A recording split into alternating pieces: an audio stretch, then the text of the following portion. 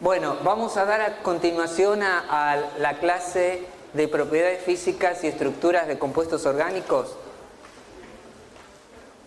Para los que es la primera clase que tienen, lo que les comentaba en la primera clase inaugural es que vamos a atender dudas y consultas de clases teóricas los jueves a las 17:30, ¿de acuerdo? De todos modos, en el campus hay foros para hacer preguntas a cada uno de los profesores que dan las clases. Les recomiendo que vengan a las clases teóricas. Por más que estén muy apretados con los tiempos y que estas clases no sean obligatorias, vengan a las clases teóricas. Esta materia es difícil de llevar si solo estudian una semana antes de cada parcial promocional o aún de los regulatorios. Así que vengan a las clases teóricas porque si se van a presentar a los promocionales es fundamental. Esta clase vamos a referirnos a propiedades físicas y estructura de los compuestos orgánicos y vamos a empezar a estudiar los tipos de fuerzas que predominan entre los compuestos mayoritariamente orgánicos, y luego de estudiar estas fuerzas intermoleculares vamos a ver cómo las propiedades físicas de los compuestos orgánicos son regidas por estas fuerzas intermoleculares. Entonces vamos a ver estos 4 tipos de fuerzas intermoleculares, que son dipolo-dipolo, dispersión de Langdon o de fuerzas de Van der Waals, la unión hidrógeno y las interacciones TIPY en los sistemas conjugados. La razón para estudiar estas 4 fuerzas intermoleculares es porque van a determinar estas fuerzas las propiedades físicas, ¿de acuerdo? Entonces hay que entenderlas bien. Propiedades físicas tales como punto de ebullición, punto de fusión, etcétera, densidad, etcétera. Bueno, las fuerzas intermoleculares, primero la fuerza dipolo-dipolo, como ustedes conocen o vienen ya de otras materias sabidos, se generan a través de la interacción de 2 dipolos. Estos dipolos tienen cierta densidad de carga positiva y cierta densidad de carga negativa que al interaccionar entre moléculas iguales se atraen a través de los signos de sus dipolos opuestos, ¿de acuerdo? Entonces, en esta representación tenemos una atracción entre 2 moléculas iguales de los dipolos positivos y negativo y positivo respectivamente, de esta manera y de esta otra manera, en forma lineal, de la atracción de los dipolos positivos y negativos de cada una de las 2 moléculas respectivamente. Y más hacia abajo tenemos las fuerzas repulsivas, donde los dipolos de igual signo están interaccionando. Las fuerzas dipolo-dipolo también van a tener en cuenta, o van a influir, mejor dicho, sobre propiedades físicas tales como punto de ebullición. Y aquí vemos a 3 compuestos, el ciclopropano, dimetiléter y acetonitrilo, cómo varían sus puntos de ebullición según sus momentos dipolares.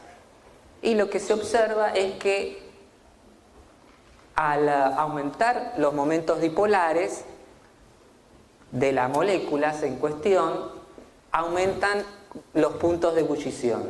Es así que para el ciclopropano, de momento dipolar 0, el punto de ebullición 240 Kelvin, para el dimetiléter el punto de ebullición de 248 Kelvin, y para el acetonitrilo de momento dipolar dado en Debye 3,9 de 355 Kelvin, ¿de acuerdo? También esto lo introdujimos en la clase anterior, los momentos dipolares de uniones simples y uniones dobles, y para dar un poco de repaso, lo que en esta diapositiva está demostrado son los distintos momentos dipolares de distintos enlaces. En la primera columna, de los enlaces carbono, nitrógeno, oxígeno y carbono, halógeno.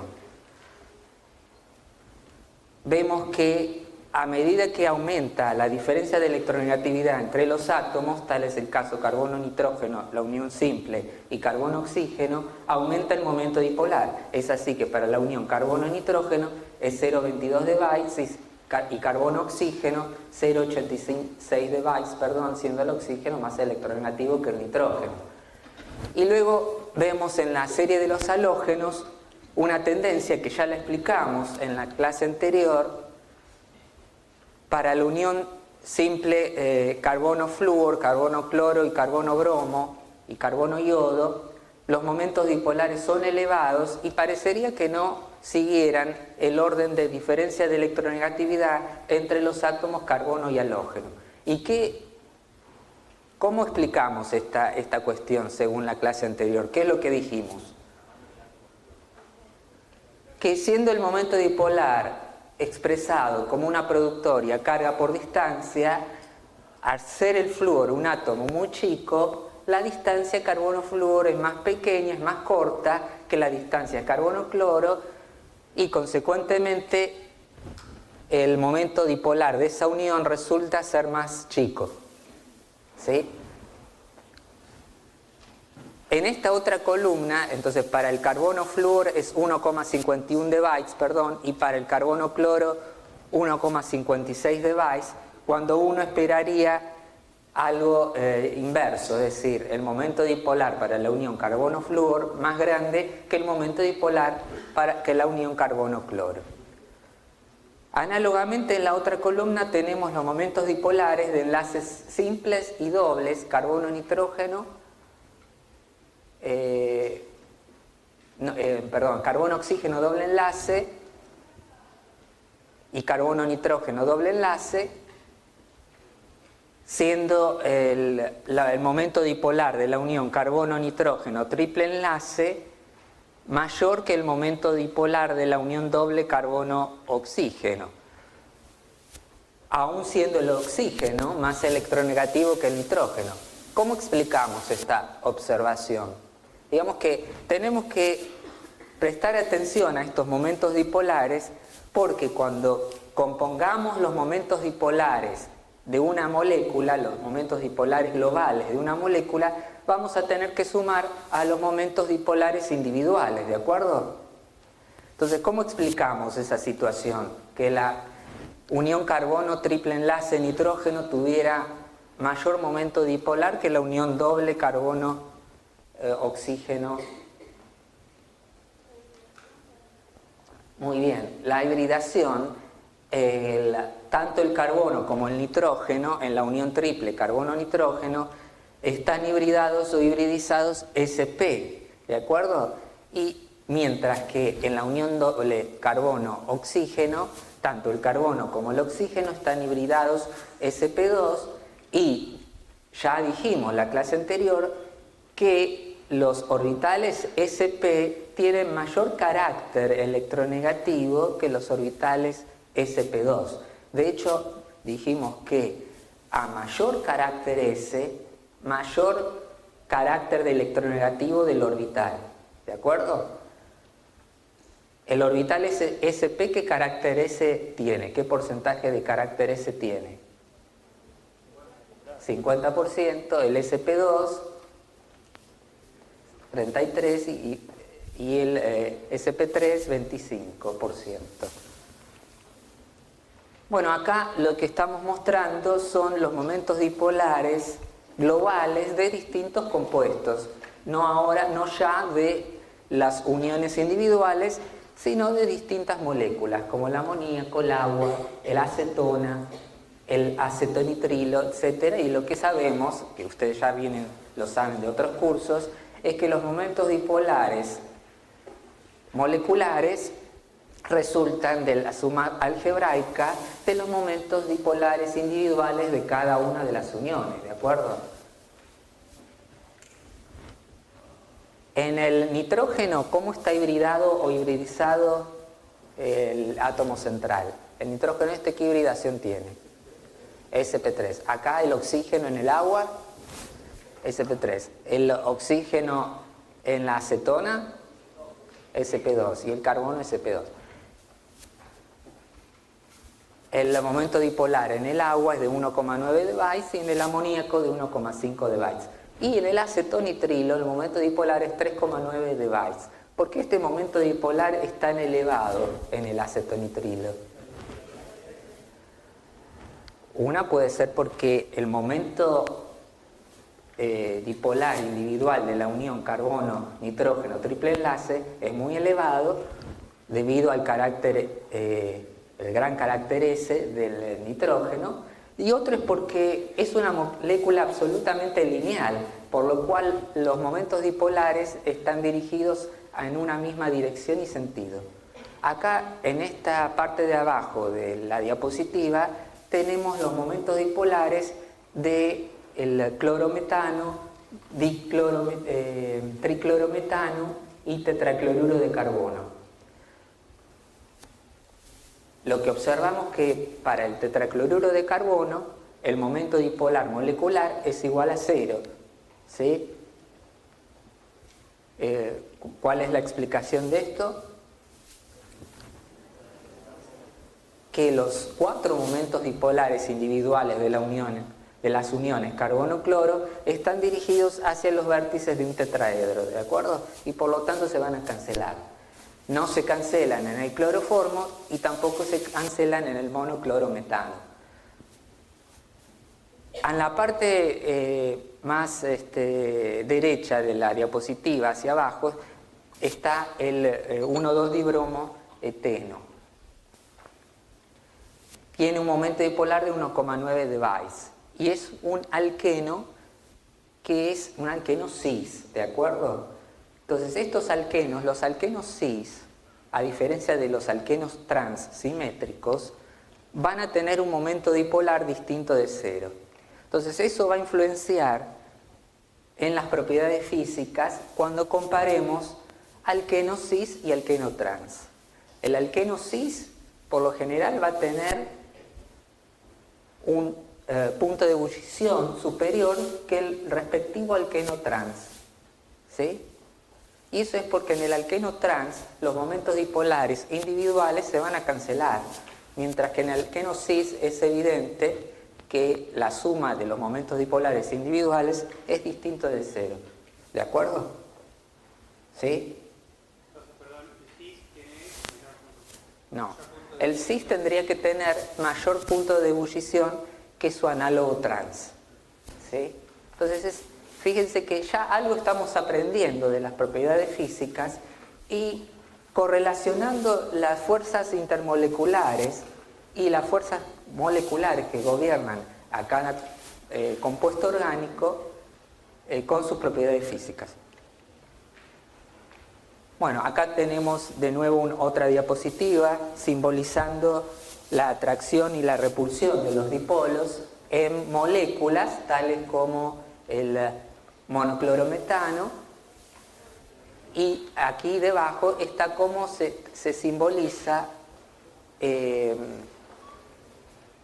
la interacción atractiva dipolo-dipolo, mientras que aquí debajo está simbolizada la repulsión dipolo-dipolo, ¿de acuerdo?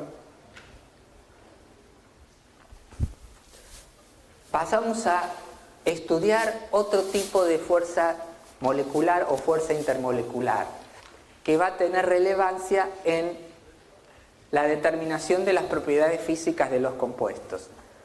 Insisto, vamos a tomarnos toda esta clase para estudiar todas estas propiedades físicas, estas fuerzas moleculares, porque van a determinar las propiedades físicas. Y ustedes van a saber predecir en una serie dada de compuestos cómo va a variar los puntos de ebullición, los puntos de fusión, densidades, etcétera, según analicen las fuerzas moleculares que interactúan en cada molécula o entre las moléculas entre sí, ¿de acuerdo? Entonces, de ahí la relevancia de esta clase. Vamos a ver en esta diapositiva las fuerzas de Landon, también llamadas fuerzas de Van der Waals, ¿de acuerdo? Las fuerzas de Landon, a diferencia de las fuerzas dipolares o dipolo-dipolo, se generan por la presencia o aparición de momentos dipolares instantáneos. Es decir, momentos dipolares que no son permanentes, sino que se generan instantáneamente y también, así como se generan, desaparecen, ¿sí? Eso va a tener que ver con lo que se denomina en la molécula la polarizabilidad. La polarizabilidad no es más que cómo está influenciada una nube electrónica de una molécula con la aproximación de otra nube electrónica. Por lo general, cuando una nube electrónica se aproxima a otra, lo que hace es correrse. Se corre la nube electrónica. Ese corrimiento es lo que llamamos la presencia de un momento dipolar instantáneo, ¿de acuerdo? Porque ese corrimiento hace que se forme un dipolo instantáneo. Las fuerzas de Landon son proporcionales al número de electrones de una molécula. Son proporcionales a el área superficial de una molécula, ¿de acuerdo? Y fíjense que en esta serie de sustancias, argón, xenón, nitrógeno, oxígeno, nitrógeno, oxígeno, flúor, yodo y metano, están dadas las masas molares y están dados los puntos de ebullición. Y si comparamos, por ejemplo, el argón con el xenón teniendo una masa molar más importante, tiene un punto de ebullición mayor, ¿de acuerdo? Entonces, esta progresión del punto de ebullición está justificada por la presencia de las fuerzas de Landon mayor en el xenón que en el argón, ¿sí? ¿Me siguen? Entonces, si a uno le preguntan, ¿por qué el xenón tiene mayor punto de ebullición que el argón? El xenón tiene menos 108,1 grados Celsius y el argón menos 185,9. Entonces, bueno, va a tener que decir, sí, bueno, debe haber alguna fuerza que esté determinando esta progresión. De hecho, la única fuerza que determina esa progresión es la fuerza de Landon. Y como la fuerza de Landon depende del número de electrones total de la molécula o del átomo, va a ser mayor en el xenón que en el argón. Entonces, en resumidas cuentas, ¿qué es? A ver, alguien defíname de nuevo la fuerza de Landon. ¿Qué es lo que entendieron? ¿Qué mensaje les quedó? Se crea a partir de la formación de un dipolo transitorio.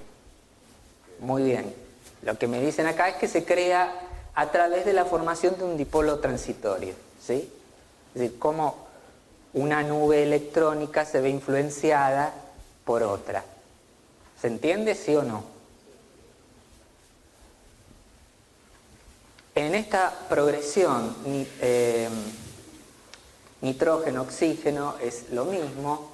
Fíjense acá, flúor-yodo, a pesar de que hay dos estados de agregación distintos, los puntos de ebullición son marcadamente distintos, ¿sí? Debido a la gran diferencia en la fuerza de Landon entre los dos, dadas por los distintos pesos moleculares distintos entre los dos compuestos. Bueno, acá lo que estamos mostrando es que aún compuestos, moléculas que no tengan momentos dipolares, van a tener fuerzas de Landon, ¿de acuerdo? Entonces, para que una molécula experimente una fuerza de Landon o tenga una fuerza de Landon, no necesariamente va a formar un dipolo permanente. De hecho, con solo formar un dipolo transitorio, va a generar una fuerza de Landon que va a determinar sus propiedades físicas. Tenemos acá el helio, el hidrógeno, y fíjense en el hidrógeno cómo está marcado. Cuando dos moléculas de hidrógeno se aproximan, lo que sucede es que la nube electrónica de una se corre por la presencia de la nube electrónica del otro. Entonces, al formarse este dipolo transitorio, se crea como un momento dipolar fugaz, digamos, en la cual las dos moléculas están interaccionando. Entonces, lo mismo ocurre para cualquier otra molécula que no tenga un momento dipolar permanente. Al aproximarse dos átomos de helio, sus nubes electrónicas se van a influenciar de tal manera de correrse una con el otro, ¿de acuerdo? Porque si yo tengo una densidad negativa y otra densidad negativa en esta región del átomo de helio, obviamente que se van a rechazar, pero si las nubes se logran correr, entonces una densidad negativa va a atraer a la densidad positiva de esa misma molécula y así generar la fuerza de Landon que las una, ¿de acuerdo? Entonces, para sustancias similares, las fuerzas de dispersión de Landon aumentan al aumentar el tamaño molecular o el número de átomos. Uno está, digamos, tiene el perjuicio de creer que las fuerzas de Landon son fuerzas débiles, pero no siempre es así. De hecho, en los polímeros, las fuerzas de Landon pueden ser tan altas que otorgan al polímero propiedades únicas, ¿de acuerdo? Por ejemplo, los polímeros que se utilizan para los chalecos antibalas son compuestos que no tienen momentos dipolares ni ninguna otra fuerza más que las fuerzas de Landon. Y son las fuerzas de Landon los que lo hacen digamos, los polímeros tan fuertes, tan unidos, de acuerdo a todas las cadenas de polímeros. Acá tenemos, obviamente, una progresión de metano, etano, propano y butano, y lo que vemos es que los puntos de ebullición aumentan progresivamente, se incrementa la masa y el punto de ebullición, porque en realidad lo que aquí está actuando son las fuerzas de Landon, ¿sí? Únicamente. En este otro compuesto, que es el 2,2-dimetilpropano, que tiene 5 átomos de carbono y una masa molar de 72 gramos por mol, y el N-pentano, que está ejemplificado con esta estructura de bolillas, tiene la misma masa molar de 72 gramos por mol, tiene muy distinto punto de ebullición. En el neopentano es de 9,5 grados Celsius, mientras que en el N-pentano es de 36,1 grados Celsius. La única diferencia es el área superficial acá, siendo el área superficial del N-pentano mucho mayor que la del neopentano, las fuerzas de Landon son más poderosas o fuertes, valga la redundancia, en el N-pentano que en el neopentano. Un ejemplo que siempre se da acá es como les había anticipado hace unos minutos, en los polímeros el del Kevlar, por ejemplo, que son polímeros que solamente tienen carbono e hidrógeno, pero sus fuerzas de Landon son enormes. Al aumentar el número de átomos en una molécula, aumentan las fuerzas de Landon, y estas aumentan al aumentar el área superficial. Entonces, acá hay como un resumen de las fuerzas de Landon, y lo que decimos es que las fuerzas de dispersión dependen de la polarizabilidad, el tamaño y la forma de las moléculas. Decir que son fuerzas débiles no es correcto, pueden ser débiles o pueden ser muy fuertes dependiendo del tamaño de la molécula. Las fuerzas de Landon en el Kevlar, por ejemplo, son mucho más fuertes que cualquier atracción iónica o electrostática, Entonces fíjense la importancia de estas fuerzas moleculares. Para la mayoría de las moléculas, inclusive aquellas que hacen unión hidrógeno, las fuerzas de dispersión de Landon son las que más contribuyen al enlace intermolecular. Pasamos ahora a otras fuerzas moleculares, como las uniones hidrógeno, mal llamadas puentes de hidrógeno, ¿de acuerdo? De ahora en más vamos a llamar unión hidrógeno a este tipo de fuerzas moleculares. Lo que está acá graficado es puntos de ebullición versus el período de distintos hidrácidos de átomos del grupo 17, 16, 15 y 14, y lo que vemos es que los hidrácidos de los átomos del grupo 16 son los que tienen mayor punto de ebullición. Tal es el caso del agua, sulfuro de hidrógeno, sulfuro de selenio y de teluro. Mientras que esto hace que el agua sea obviamente a temperatura ambiente un líquido y el fluoruro de hidrógeno sea un gas o casi un gas por ahí. Comparativamente la unión de hidrógeno es más importante para los átomos centrales del grupo 16, le siguen las del 17 y luego 15 y 12. Acá tenemos una representación esquemática de una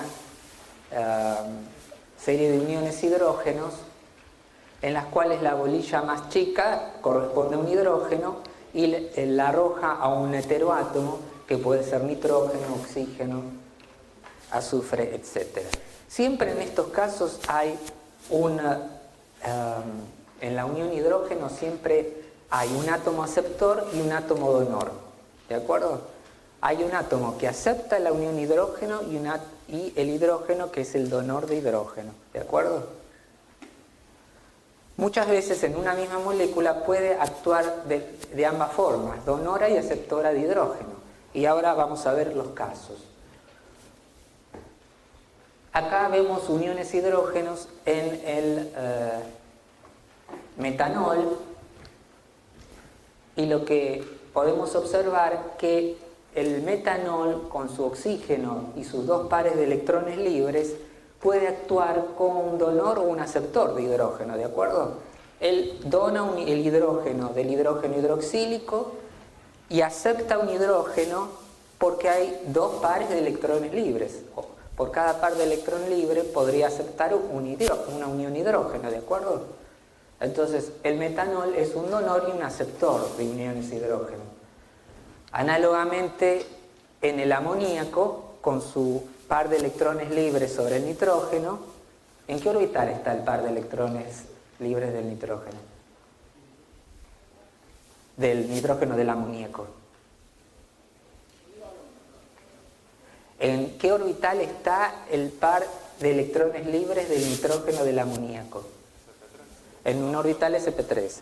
¿Y en el agua? También. Bueno, acá representamos las uniones hidrógeno en el amoníaco.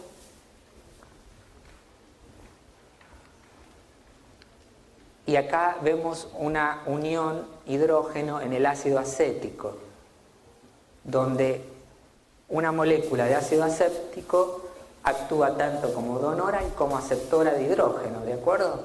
Fíjense que es un ejemplo típico este. Esta es la parte donora y esta es la parte aceptora. Y acá vemos varios otros ejemplos de uniones hidrógenos intermoleculares en las cuales hay una molécula que actúa como donora de hidrógeno y otra molécula que actúa como aceptora de hidrógeno. En este caso, ¿cuál es cuál? La donora de hidrógeno es el fluoruro de hidrógeno y la aceptora de hidrógeno es el éter dimetílico. Análogamente acá y en otros ejemplos, ¿de acuerdo? Fíjense, entre el amoníaco y el agua, la solución de hidróxido de amonio que ustedes conocen.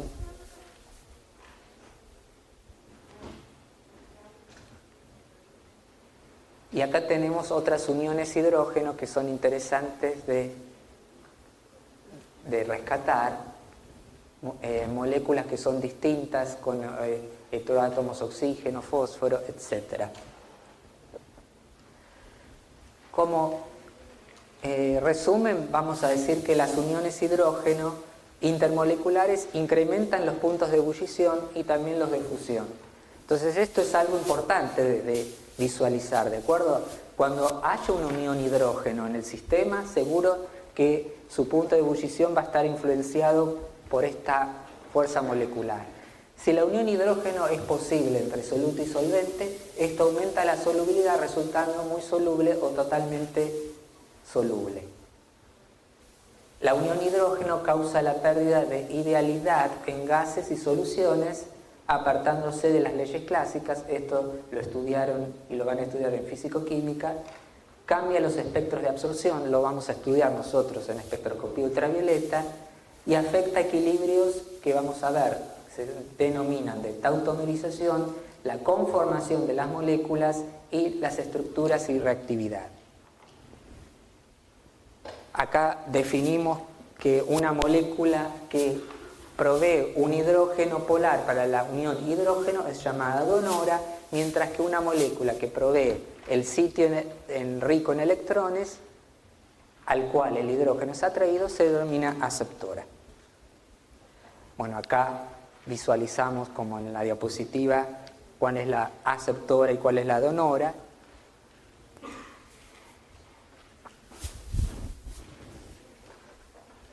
Y acá vamos a ver otro tipo de fuerzas intermoleculares, que son las interacciones pi-pi. Las interacciones pi-pi por solapamiento pi-pi se dan en sistemas obviamente que tienen una conjugación pi y están dadas por la superposición o la cercanía o el solapamiento de los orbitales p de cada uno de los anillos. En cierta manera, recuerden que el orbital P, que es perpendicular al plano del anillo,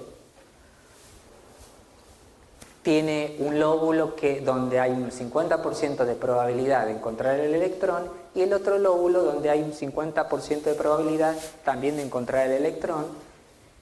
Cuando interaccionan pi-pi los anillos bencénicos, van a interaccionar lóbulos de distintos signos, ¿de acuerdo? Esta es una interacción también de parte del orbital 1s del hidrógeno con la nube pi en forma de T.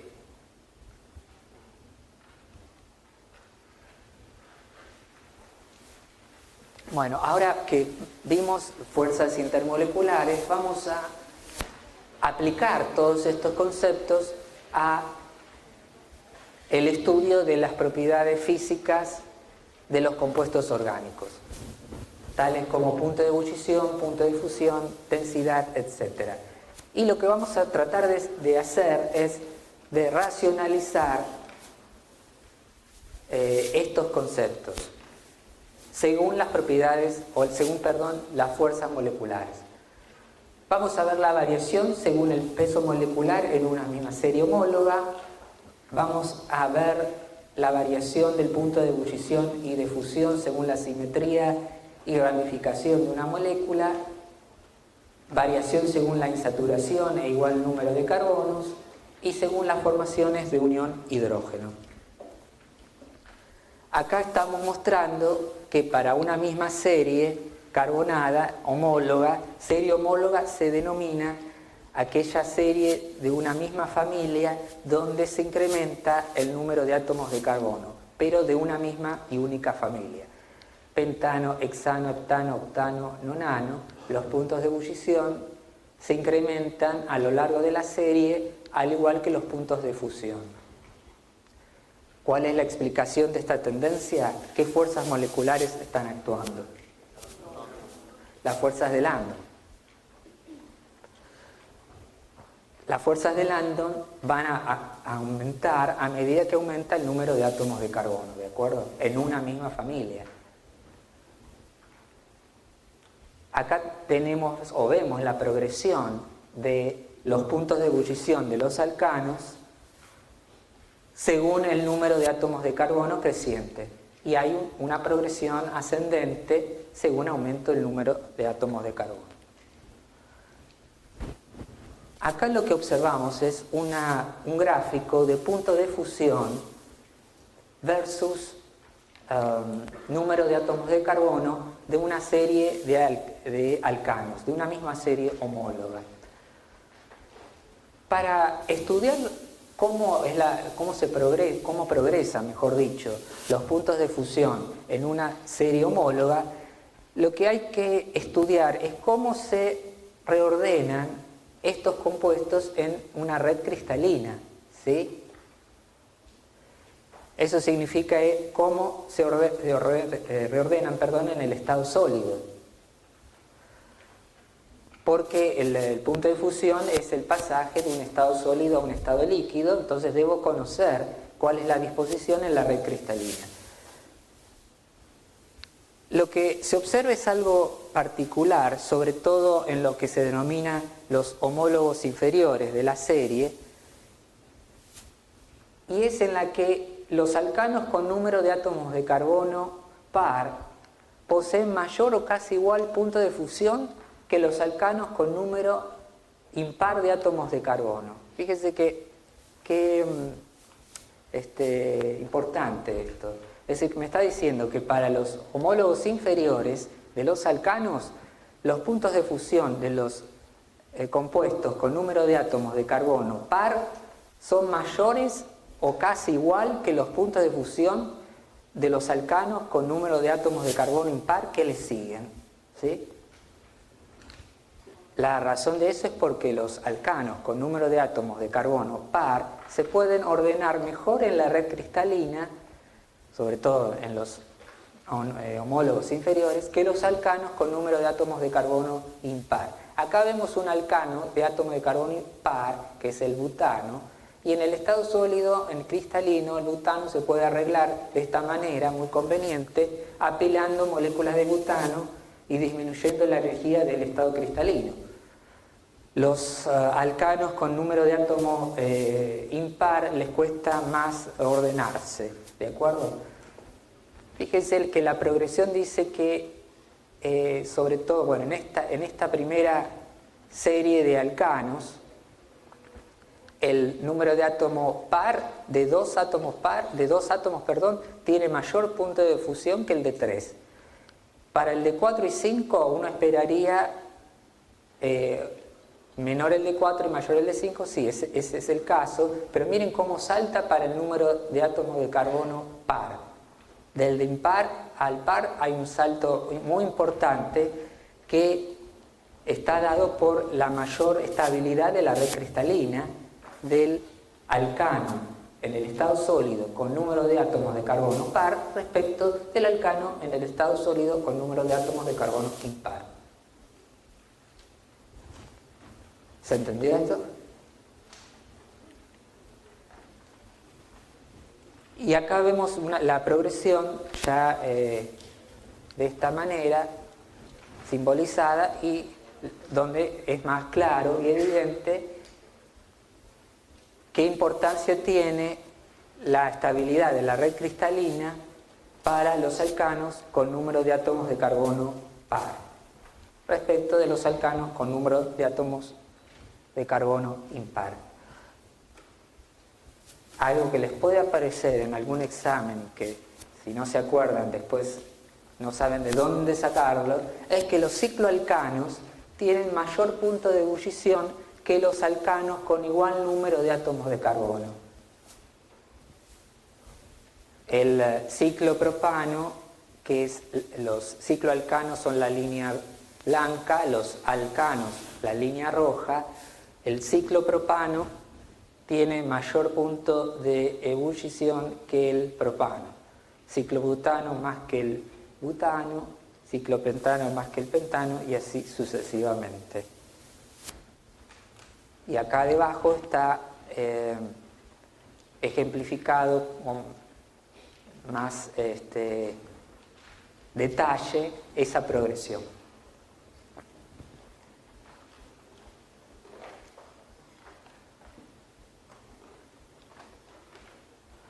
¿Cuál será la razón de esta tendencia?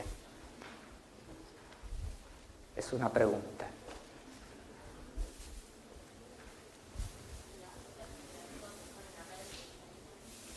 Estamos hablando de punto de ebullición. Con punto de ebullición no hablas de red cristalina. Es el estado líquido, pasaje del estado líquido al estado gaseoso. Acá tiene que operar solamente las fuerzas de Landon, como en el punto de fusión también, y las fuerzas de Landon en los cicloalcanos son levemente superiores a las fuerzas de Landon de los alcanos lineales de igual número de átomos de carbono, por una razón de un área superficial.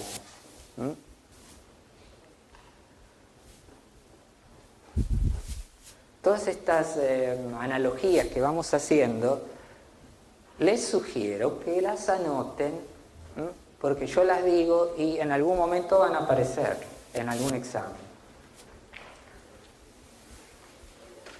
Entonces, el punto de ebullición se incrementa con el peso molecular en una serie dada. ¿Sí? Es obvio, ya lo sabemos, y lo vimos con los alcanos. Pero lo mismo sucede en cualquier otra serie homóloga.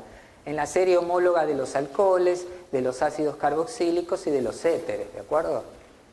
Es decir, entre esta misma familia está operando una misma fuerza molecular. Digamos, las fuerzas moleculares acá son uniones hidrógeno y ¿cuál otra en los alcoholes?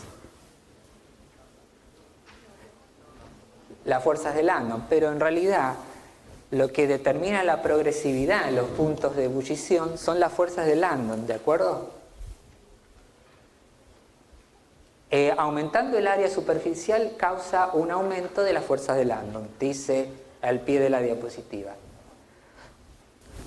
Otra cosa que también observamos, pero que ahora ponemos con un ejemplo más evidente, es que a mayor simetría, menor punto de ebullición. ¿Sí?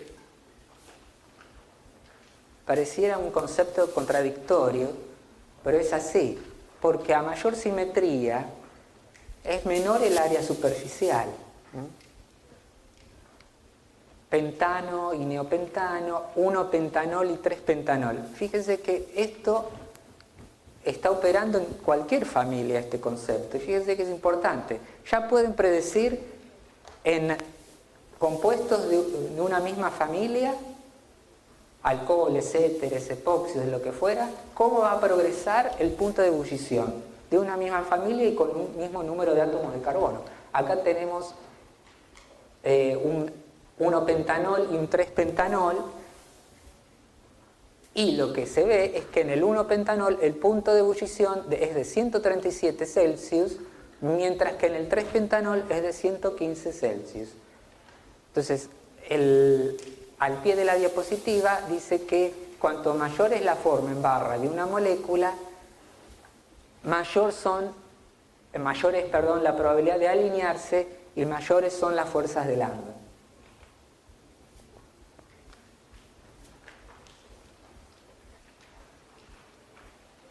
¿Alguna pregunta hasta acá?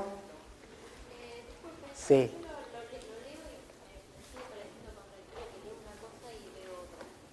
Bueno, ¿qué es lo que te parece contradictorio? Y porque ahí decía, cuando mayor es la forma en barra, o sea, yo podría decir, bueno, el 1-pentanol lo comparo con el otro. Sí.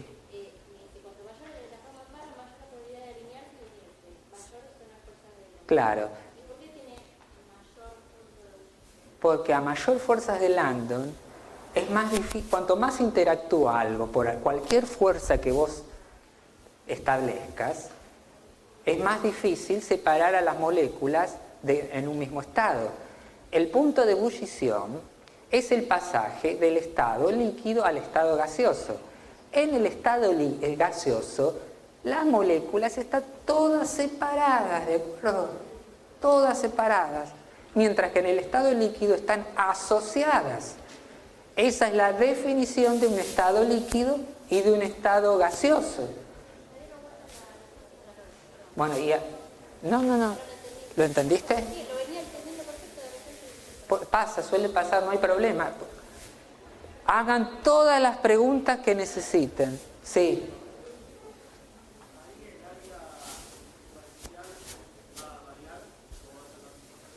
¿A dónde? Esto tiene poca área superficial. Sí, eso hay mucha diferencia, porque esto tiene toda una forma lineal que le amplifica el área superficial, mientras que esta forma es una forma más empaquetada. Si vos hicieras una representación de las nubes electrónicas del 3-pentanol, verías que es algo más global, más en forma de globo. Porque los cicloalcanos son ciclos que se adoptan una conformación. Y aparte en el ciclo, es un ciclo, no es algo lineal.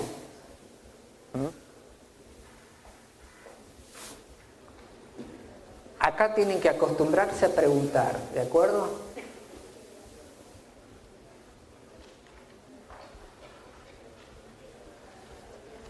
Seguimos. Acá lo que observamos es algo que se nos presenta con alquenos y con alquinos. Y lo que esta diapositiva compara son propiedades físicas, tales como punto de ebullición y punto de fusión, de un alqueno y de un alquino de igual número de átomos de carbono. Y lo que nos dice la diapositiva es que el alqueno, con igual número de átomos de carbono que el alquino, tiene menor punto de ebullición y menor punto de fusión que el alquino respectivo.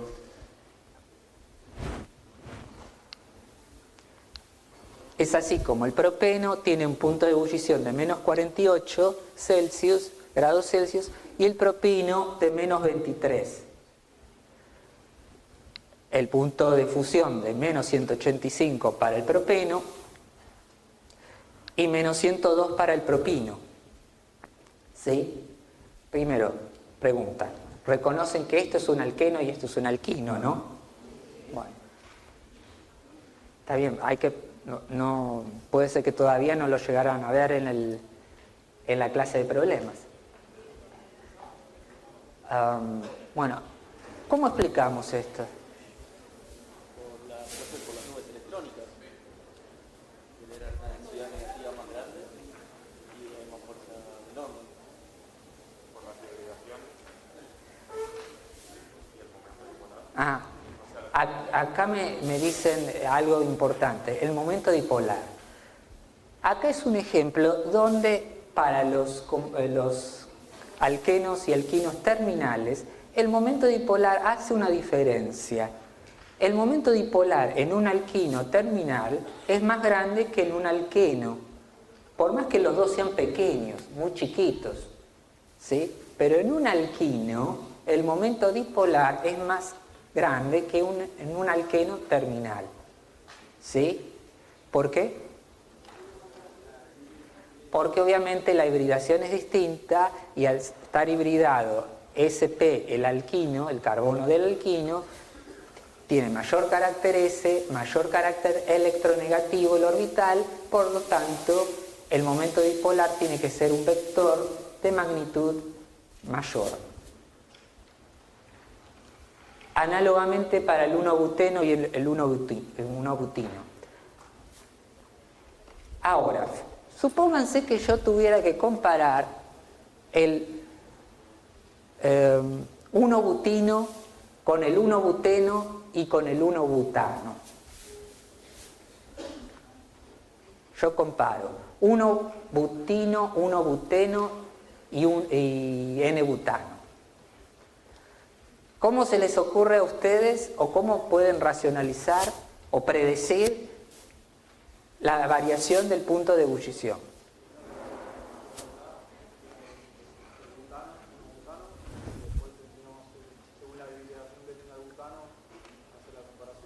Bueno, según la hibridación del butano, ¿cuál es la hibridación del carbono del N-butano? Es un sp3 y Bueno, la respuesta es no es tan así. Los momentos dipolares del 1-butino y del 1-buteno son muy chiquitos, ¿de acuerdo?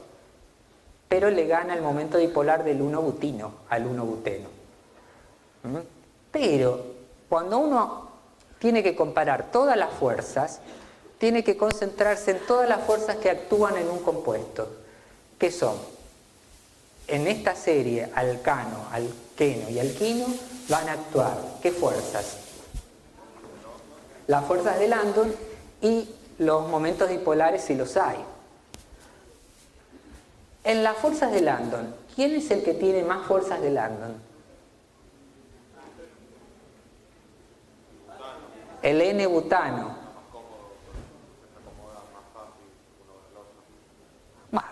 Yo diría que esa no es la razón. Yo diría que la razón es porque tiene el mayor número de átomos. Entonces, si uno tuviera que ordenar por fuerzas de Landon, tendría que poner butano, 1-buteno y butino. Sin embargo, vimos que los momentos dipolares para el 1-butino es mayor que la del 1-buteno. Sucede que prevalece primero las fuerzas de Landon y después los momentos dipolares. ¿Por qué es así? Porque los momentos dipolares del 1-butino y del 1-buteno son muy chiquitos. Son distintos, pero son muy chiquitos. No compiten con las fuerzas de Landon. ¿De acuerdo? Pero cuando compiten, le gana el momento dipolar. En el 1-butino y en el 1-buteno. Entonces, hay que ordenarlos. N-butano, 1-butino y 1-buteno. ¿Se entendió? Pero ¿por qué siguiendo digamos, las leyes de Landon, por qué el butino, digamos, le gana al buteno? Porque hay menos diferencia entre las fuerzas de Landon que las hay en los momentos dipolares. Hay menos diferencia entre las fuerzas de Landon del 1-buteno y del 1-butino que hay entre los momentos dipolares del 1-butino y del 1-buteno. Es como una competencia, ¿de acuerdo? Bueno, acá te estamos diciendo que no, porque si yo ordené el 1-butino con mayor punto de ebullición que el 1-buteno, el 1-butino tiene que tener menos fuerzas de Landon que el 1-buteno, porque tiene menos átomos, ¿sí? ¿No dependía del número de átomos las fuerzas de Landon? Bueno, entonces debería ser el 1-buteno antes que el 1-butino. Pero le gana el momento dipolar, ¿sí? ¿Cuál es la moraleja de esto? La moraleja es que son fuerzas tan débiles, son tan débiles en estos compuestos, son fuerzas tan débiles, porque son 4 átomos de carbono, que las pequeñas diferencias entre unas u otras van a determinar la progresión en las propiedades físicas, ¿de acuerdo? ¿Sí? Son fuerzas muy débiles en estos compuestos porque son cadenas muy cortas. ¿Se entendió? De estos hay ejercicios promocionales, en exámenes finales, etc. Y en la diapositiva que sigue, acá tengo una leyenda. Sí.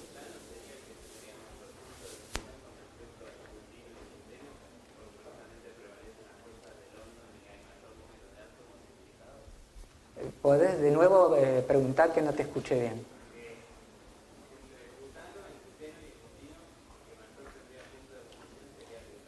Sí, el butano es el que tiene mayor punto de ebullición en la serie butano, 1-buteno y 1-butino. Porque las fuerzas de Landon son más importantes. Porque en el butano tenés 2 átomos más que en el butino, ¿de acuerdo?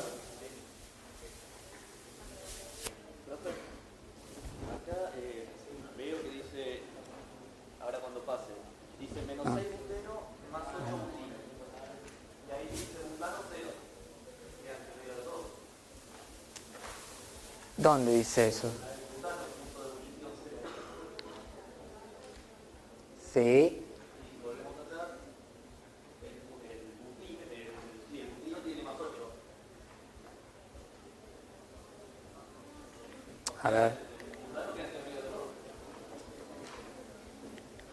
En realidad, butano es antes que...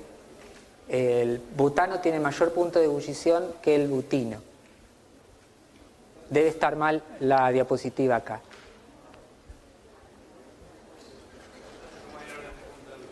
Butano, butino y buteno.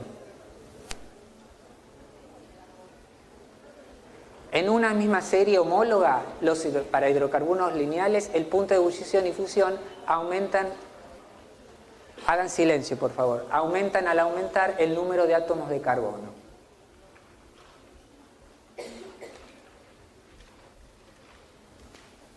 Ustedes tienen que, siempre los alquinos tienen mayor punto de ebullición que los alquenos terminales, ¿de acuerdo?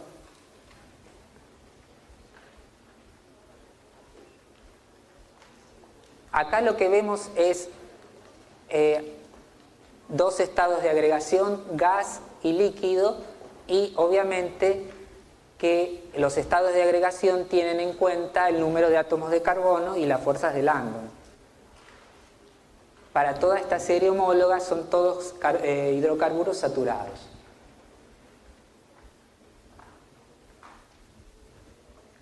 Muchas veces hay discrepancias entre las tablas. Bueno, después vamos a ver, vamos a corregir esa tabla. Acá les voy a presentar otra diapositiva en las cuales parecería que lo que se observa es algo distinto. Fíjense en estos compuestos, el 1-fluorpropano y el butano. Entonces, el 1-fluorpropano tiene mayor momento dipolar que el butano, ¿de acuerdo? ¿Sí o no? Porque el flúor es más electronegativo que el carbono, obviamente. Pero lo que observamos es que el punto de ebullición del 1-fluorbutano es menor que el del 1-fluorpropano, perdón, es menor que el del N-butano. Entonces, ¿cómo explicamos esto? Aquí lo importante es que el flúor es un átomo tan chico que no compite con el metilo en cuanto a las fuerzas de Landon, ¿sí? El flúor es un poco más grande que el hidrógeno, entonces lo que le hace aumentar el punto de ebullición respecto del 1-fluorpropano al butano es la presencia del metilo, que es voluminoso respecto del flúor, ¿sí? Entonces, este es un caso en el cual una molécula que es polar tiene menor punto de ebullición que una molécula que es no polar. Entonces, fíjense qué importante es la fuerza de Landon, porque puede competir y le puede ganar a los momentos dipolares, ¿de acuerdo? El momento dipolar del butano es casi cero, mientras que el 1-fluorpropano tiene un momento dipolar bastante distinto de cero, puede ser como de 0,5 de Weiss. Entonces, a pesar de tener momento dipolar, el momento dipolar no es una fuerza que solamente determine la propiedad física. Entonces, como colorario tenemos todos estos ejemplos en los cuales reemplazamos un átomo de flúor por un metilo y se observa que en 1-fluorbutano respecto del pentano, el 1-fluorbutano tiene menor punto de ebullición que el pentano, el 1-fluorhexano menor punto de ebullición que el hexano.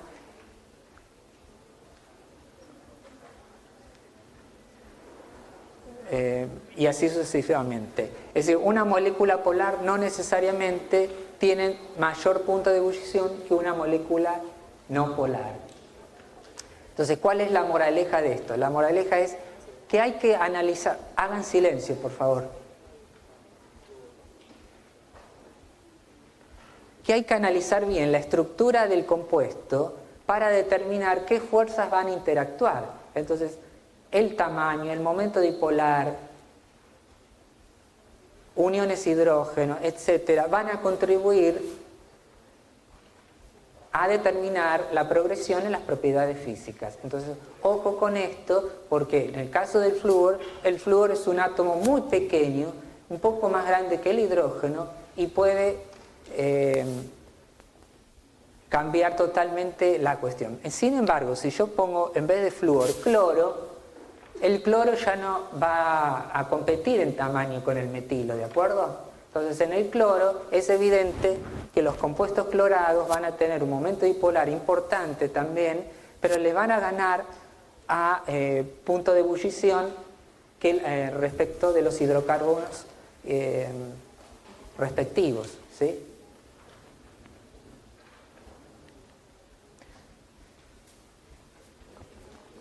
Acá lo que mostramos es distintos compuestos de 4 átomos de carbono con distintas funcionalidades.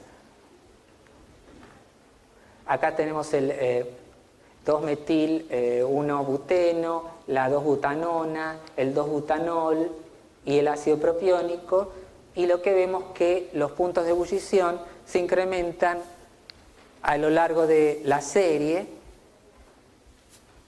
Y lo que está actuando acá, qué propiedad física o qué, mejor dicho, qué fuerzas moleculares determinan esta progresión. ¿Perdón? Bueno, hay uniones hidrógeno importantes en este caso y en este caso, y entre estos dos los momentos dipolares, ¿de acuerdo?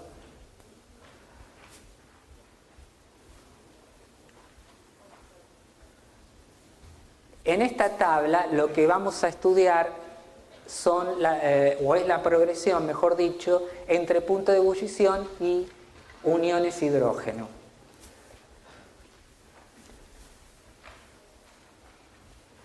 Y lo que vemos es, para compuestos que tienen el mismo número de átomos de carbono y el mismo heteroátomo y la misma fórmula mínima con la misma masa molar, dimetiléter, punto de ebullición menos 24 grados Celsius, etanol 78 grados Celsius. ¿Esto cómo lo explicamos? Porque en el etanol hay uniones hidrógeno, es tanto donor y aceptor de hidrógeno, mientras que el dimetiléter es solo un aceptor de unión hidrógeno.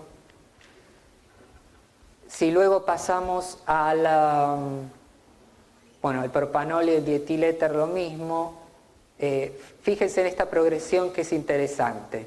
La propilamina, metilaminoetano y la trimetilamina, perdón.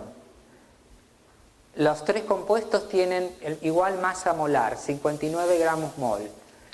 Los puntos de ebullición disminuyen en la serie.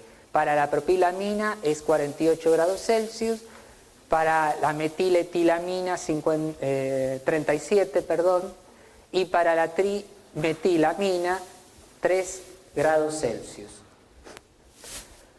¿Cómo explicamos esta progresión? Amina primaria, amina secundaria y amina terciaria, de igual masa molar.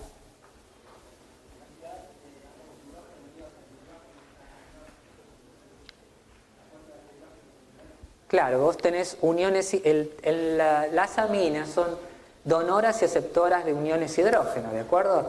Pero en la amina primaria hay 2 donores de hidrógeno y un par de electrones aceptor. En la amina secundaria hay un donor de hidrógeno y un par de electrones aceptor de hidrógeno. Y en la amina terciaria hay solo un par de electrones aceptor de hidrógeno, de unión hidrógeno. Algo interesante también lo podemos observar acá. Fíjense que tenemos el ácido acético y la 1,2-diamino etano, ambos de igual masa molar y ambos de igual punto de ebullición, Pero ¿cuál de estos dos compuestos es significativamente más polar?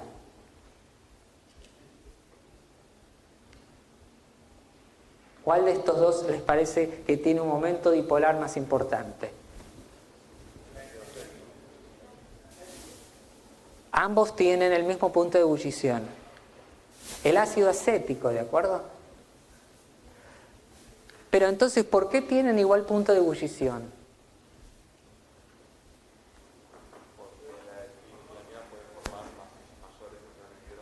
Claro, porque en la 1,2-diamino etanamina, vos tenés que tenés dos nitrógenos aceptores de hidrógeno, mientras que en el ácido acético vos tenés 4 donores de uniones hidrógeno. En el ácido acético tenés un donor de unión hidrógeno y tenés, 4 aceptores de unión hidrógeno que no son siempre aceptores.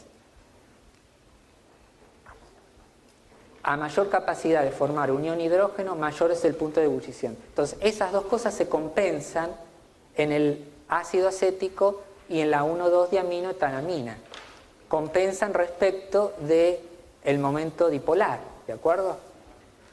Entonces, fíjense que es todo una cuestión de qué fuerza pesa más sobre otra. Si el momento dipolar, si las fuerzas de Landon, si las uniones hidrógeno, ¿de acuerdo?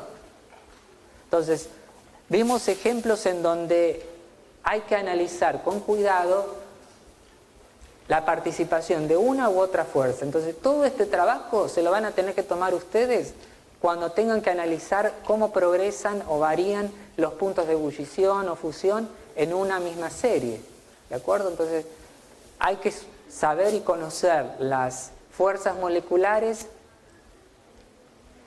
con mucho detenimiento, ¿sí? Bueno, acá tenemos también una progresión de la densidad de los alcanos no ramificados según el número de átomos de carbono, y obviamente hay un límite de densidad y una progresión del aumento de la densidad con el aumento de los átomos de carbono. Y acá les dejo una diapositiva de ejercitación.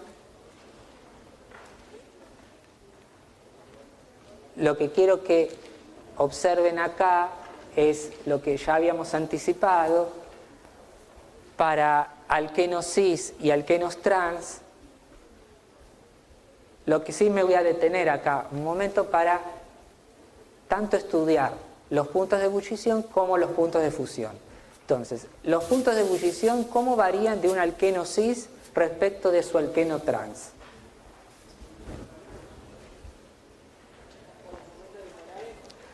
¿Cuál tiene mayor o cuál tendría mayor punto de ebullición? ¿El alqueno cis? El alqueno cis, de acuerdo. ¿Por qué fuerzas moleculares se atribuye mayor punto de ebullición al alqueno cis? Porque el momento dipolar molecular es más importante en el alqueno cis. ¿Y el punto de fusión?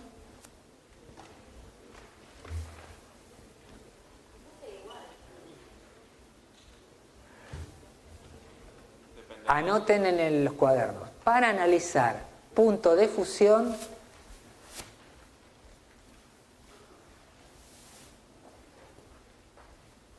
debería analizar la estructura de la red cristalina o la estabilidad de la red cristalina. Entonces, cuando me piden punto de fusión, tengo que analizar la red cristalina. ¿Por qué tengo que analizar la red cristalina? Porque el punto de fusión es una medida de la energía que tengo que entregar para destruir la red cristalina y pasar al sólido a estado líquido. Entonces, es la misma, una pregunta análoga sería ¿cuál red cristalina de un alqueno cis respecto de un alqueno trans es más estable? Muy bien, el alqueno trans tiene que ordenarse mejor en la red cristalina, ¿de acuerdo?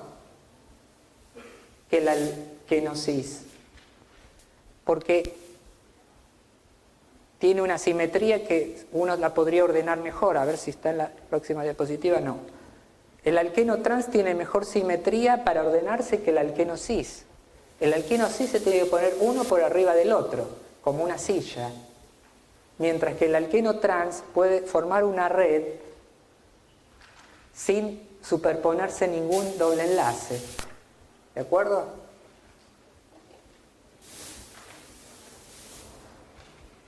Entonces, como generalidad, y esto es una generalidad que no tiene casi excepciones. Punto de ebullición del alqueno cis mayor que el del alqueno trans. Punto de fusión del alqueno trans mayor que el del alqueno cis. Es una generalidad que casi no tiene excepción. Estamos hablando de alquenos cis y trans del mismo número de átomos de carbono y mismos grupos, alrededor en cada carbono del doble enlace, ¿de acuerdo?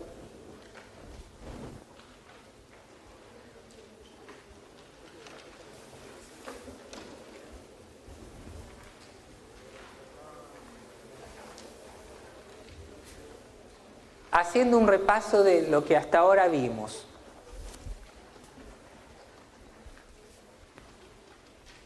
Si yo tuviera que ordenar los puntos de ebullición del, supónganse, un octeno, un octino, heptano y nonano, 4. Un octeno, un octino, n-heptano y nonano y n-nonano, ¿cómo me los ordenan de menor a mayor?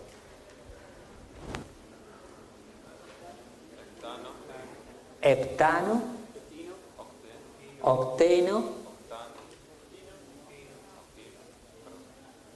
octino y nonano. ¿Sí? ¿Sí o no? ¿Por qué no lo escribieron?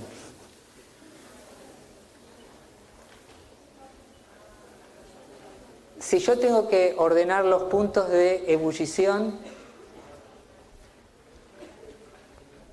de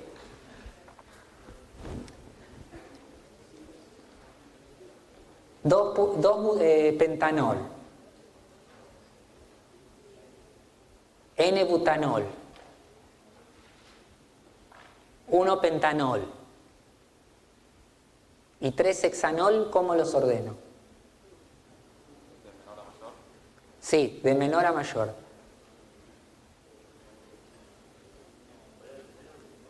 Vamos escríbanlo, ¿no? Vamos a ordenar al 1 pentanol, 2 pentanol, 3 hexanol y N-butanol. N-butanol. N-butanol es el de menor punto de ebullición. Luego, no, después 2 pentanol, después 1 pentanol y después 1 hexanol. Dije 3 hexanol, sí, está bien. 3 hexanol dije, sí, dije 3 hexanol. ¿Y cuál es lo racional detrás de eso? A ver, explíquenme.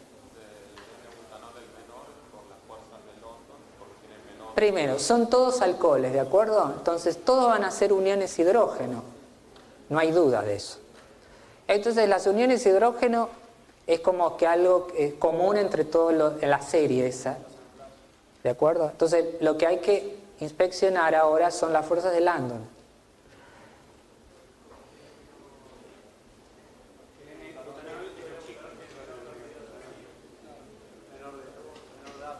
De acuerdo, todos de acuerdo.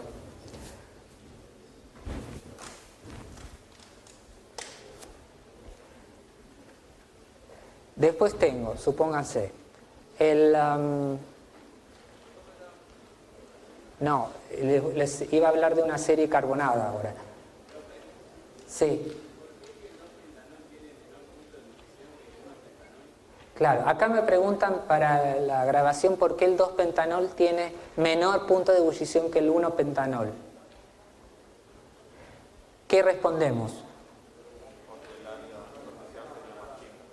Claro, primero porque yo diría que el 1-pentanol tiene mayor forma en barra y mayor área superficial que el 2-pentanol.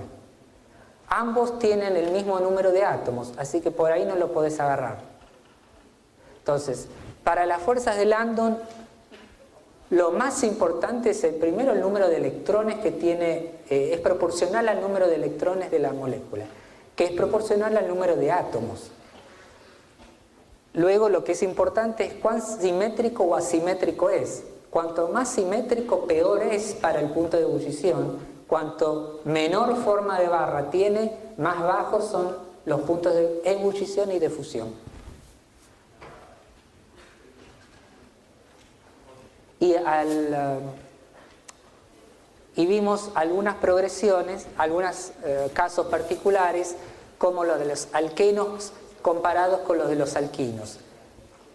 La regla general es que los alquenos y los alquinos terminales de igual número de átomos de carbono, el alquino terminal tiene mayor punto de ebullición y mayor punto de fusión que el alqueno terminal. ¿De acuerdo? Siempre es así. Sí. El alqueno terminal, me preguntan, ¿qué quiere decir el alqueno terminal? Quiero decir el alqueno donde el doble enlace está en los carbonos terminales, o en el 1 y el 2, suponete.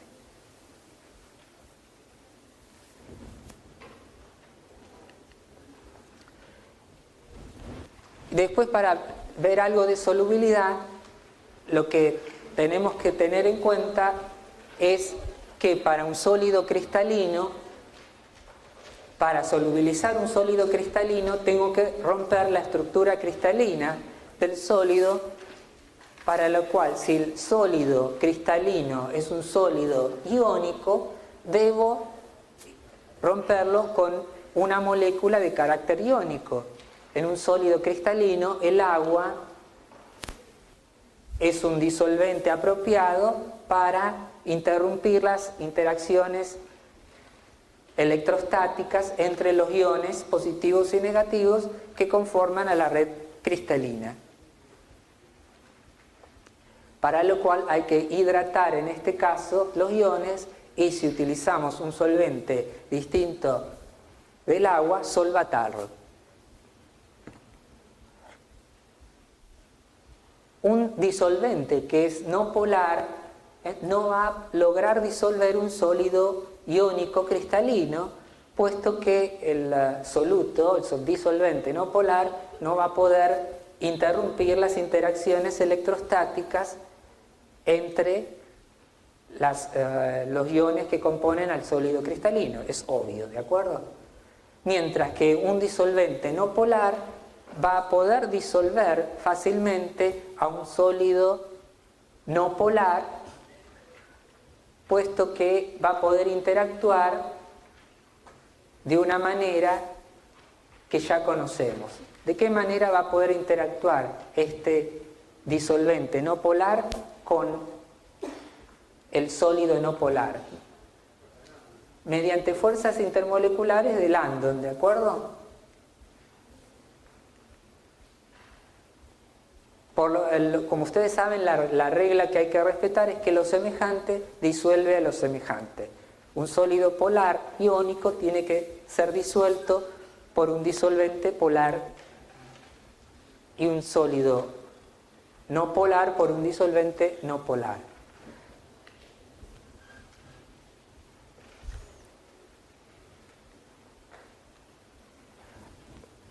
Bueno, acá tenemos la solubilidad de un compuesto hidroxílico como el etanol con el agua, donde se ve claramente las interacciones de unión y hidrógeno, tanto del hidrógeno hidroxílico del alcohol con el par de electrones del agua, como los pares de electrones libres del oxígeno hidroxílico con los hidrógenos del agua. Y acá lo que vemos es una tablita sencilla de solubilidad en la cual podemos dividir a los compuestos en hidrofóbicos o hidrofílicos según tengan afinidad por solventes orgánicos o por solventes hidroxílicos. Los hidrofóbicos tienen afinidad por solventes orgánicos, no hidroxílicos, poco polares, y aquellos, hagan silencio por favor, aquellos compuestos como alcanos, bencenos, etcétera, los cuales presentan fuerzas de dispersión muy débiles, van a ser disueltos por disolventes poco polares, mientras que los compuestos orgánicos que son polares, como alcoholes, ácidos carboxílicos, aminas, etcétera, van a ser disueltos por solventes polares.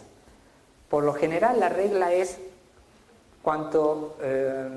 para 6 átomos de carbono o menos, los compuestos con sustituyentes polares como grupos amino y hidroxilo van a ser solubles en solventes hidroxílicos. Es decir, yo tengo el 1-butanol, el 1-pentanol, el propanol y el etanol, obviamente, son muy solubles en solventes polares.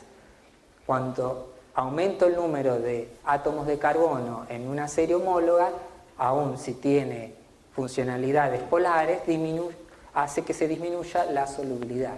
¿De acuerdo? Y por último, lo que queríamos mostrarles, bueno, acá hay una tabla de solubilidad sencilla, pero lo que les quería mostrar es algo que no habíamos terminado la clase pasada, es sobre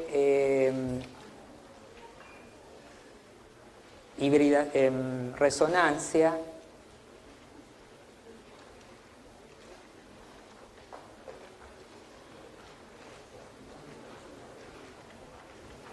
Es esta diapositiva que había quedado de la clase anterior y que la considero importante porque cuando estuvimos hablando, que había quedado pendiente de la clase anterior porque no tuvimos tiempo, donde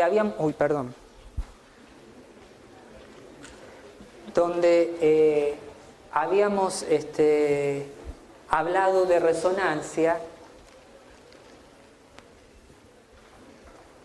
y habíamos llegado al caso de compuestos con dobles enlaces conjugados, y yo les dije que eran compuestos estables porque habíamos hablado de estabilización en compuestos conjugados. ¿Qué es lo que les habíamos hablado? A ver si recuerdan. Lunes, clase del lunes. Claro, ¿qué quiere decir resonancia?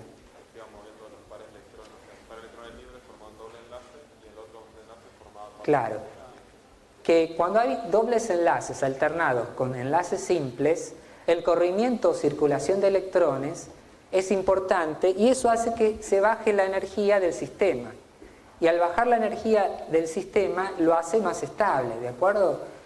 Pero esa resonancia no solamente se da en compuestos saturados, en compuestos que no tienen carga, sino que se pueden dar en especies tales como carbocationes o radicales. Y aquí hay un ejemplo en el cual se puede explicar ese concepto. Cuando tenemos el propano y escindimos la unión carbono-carbono en forma homolítica significa que yo rompo la unión simple carbono-carbono y reparto un electrón en cada átomo de carbono que se separa, ¿de acuerdo? Al hacer eso, genero 2 radicales centrados en carbono. ¿Se entiende o no? ¿Sí? Eso se denomina ruptura homolítica. ¿Sí? Entonces, cuando hago una ruptura homolítica de la unión simple carbono-carbono en el propano, genero dos radicales, el radical metilo y el radical etilo, ¿sí? Eso conlleva una energía de disociación de enlace de 85 kilocalorías por mol. Es decir, eso es lo que me cuesta escindir a una unión simple carbono-carbono en forma homolítica, alrededor de 85 kilocalorías por mol. Cuando tengo el 1-buteno y escindo la unión simple carbono-carbono del 1-buteno, solamente voy a consumir 72 kilocalorías por mol. Al escindir la unión simple carbono-carbono homolíticamente del 1-buteno, voy a generar también un radical metilo y un radical que se denomina alilo. Este radical alilo o 1-propenilo, es un radical que tiene un electrón desapareado en un átomo de carbono que está contiguo a un doble enlace carbono-carbono. Entonces, ese electrón desapareado también está en resonancia con el doble enlace, ¿de acuerdo? Entonces, al estar en resonancia con el doble enlace, genera otra contribuyente del radical alílico. Estos dos están en resonancia. Porque estos dos están en resonancia, son mucho más estables que el radical etilo, ¿de acuerdo? Y justamente es esa diferencia de estabilidad en este radical alilo que produce que solo sea necesario 72 kilocalorías por mol para escindir una unión simple carbono-carbono en el 1-buteno respecto del propano, ¿de acuerdo? Entonces fíjense que eso es algo importante porque me está hablando de la estabilidad de este radical. Si a su vez, en vez de escindir la unión simple carbono-carbono en el 1-buteno, escindo la unión simple carbono-carbono en el 1,5-hexadieno, en vez de generar otro radical metilo y un radical alilo, genero dos radicales alilo. Y eso me lleva a que esa ruptura de esa unión sea mucho más fácil de hacer que la del carbono-carbono en el 1-buteno, puesto que solo se necesitan 62 kilocalorías por mol. Entonces fíjense que la estabilidad del radical que se genera me va a determinar cuán fuerte va a ser la unión que yo voy a estar rompiendo, ¿de acuerdo? Entonces, fíjense qué importante que es lograr que una especie se estabilice por resonancia y que me genere algo estable, porque entonces está directamente relacionado con la termoquímica, ¿de acuerdo? Con cuánta energía yo necesito darle al sistema para romper una unión simple, pero que es la misma unión simple carbono-carbono, ¿sí? Entonces fíjense qué importante es el concepto de resonancia, porque no solamente me va a decir que el sistema está estabilizado, sino que las especies que produzco yo por esa estabilización tienen baja energía, ¿sí?